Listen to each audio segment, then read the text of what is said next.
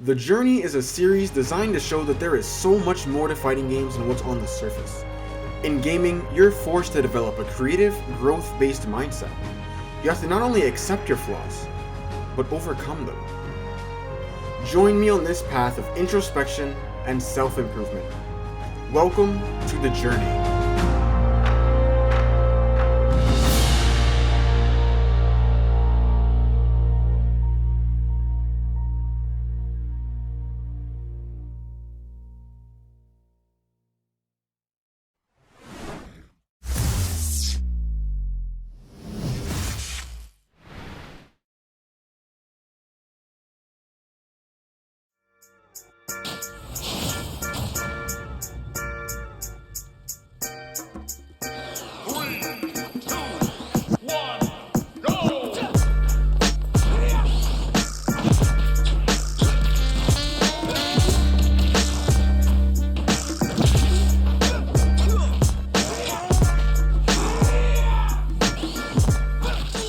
This Roy was a really tough fight.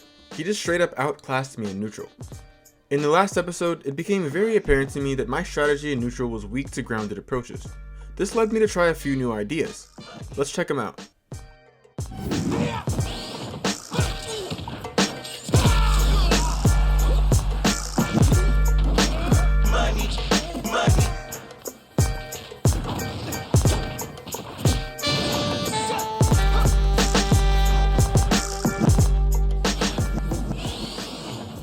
Okay, this was something a little new. I expected a grounded approach, so on a reaction to him dashing in, I dashed back to create space for a whiff, and then committed. This didn't work. Now, why didn't this work? Let's take a closer look. See, I'd expected him to come forward and commit here. Be it a short hop aerial or a dash in, I expect him to be about here.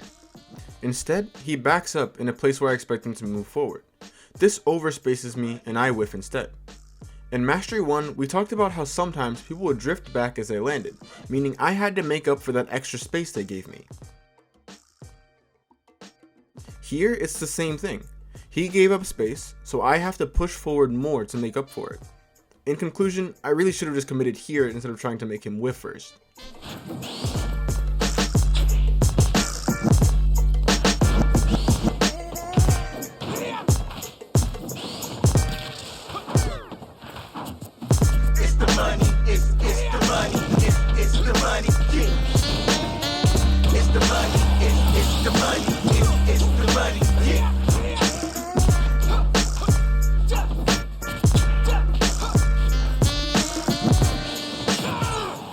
See, this is the same position as earlier, except the only difference is this time he's further away than before. See the way I didn't back up this time? I think that was actually really good, except the only thing is he was super far away, so even though I didn't back up this time, I still wasn't close enough.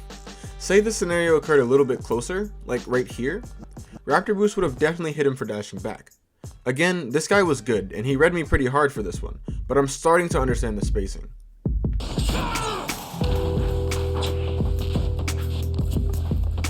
He also got me to commit here, and then jumped away. At this point, I'm really not sure when he's gonna come in or not.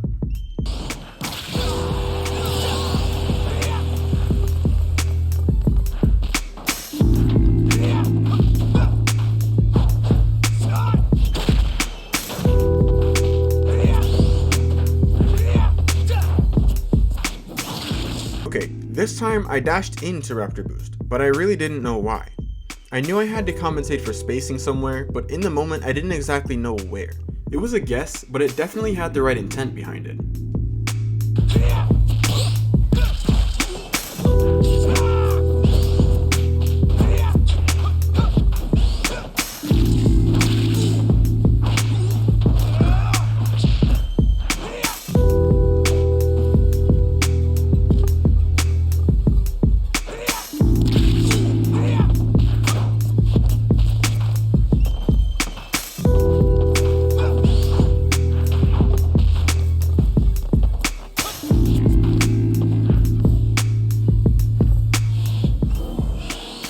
Just to solidify the idea, I really do think this would have hit had I not backed up first.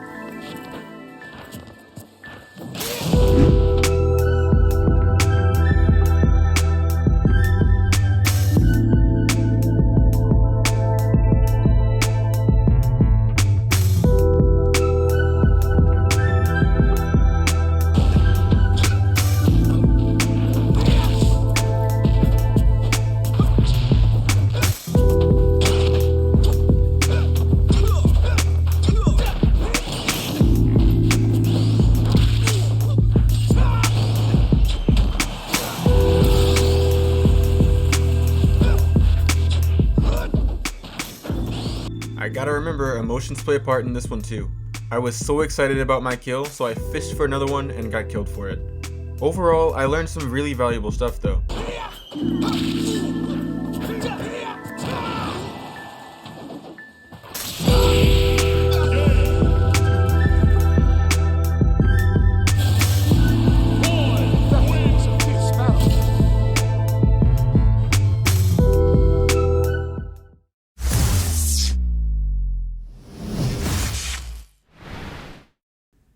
In this episode, I learned how I can custom fit my neutral to match the enemy. I can advance, retreat, or stay put before using Raptor Boost. Those three things are positional tools to predict spacing. If I match this to their method of approach, that's how I can hit them. And I think this can work for both aerial approaches and grounded ones. The only one I was doing before was retreating, even when I didn't know why. In the last episode, I explained that I have to have a reason for every single Raptor Boost I throw out.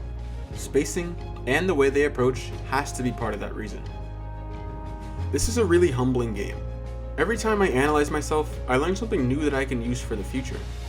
I encourage you to analyze yourself, not just in your gameplay, but in your life.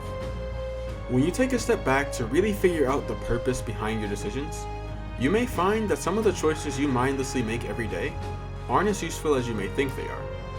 If you watch this video to the end, you are a legend. And remember, you can be whatever you want to be.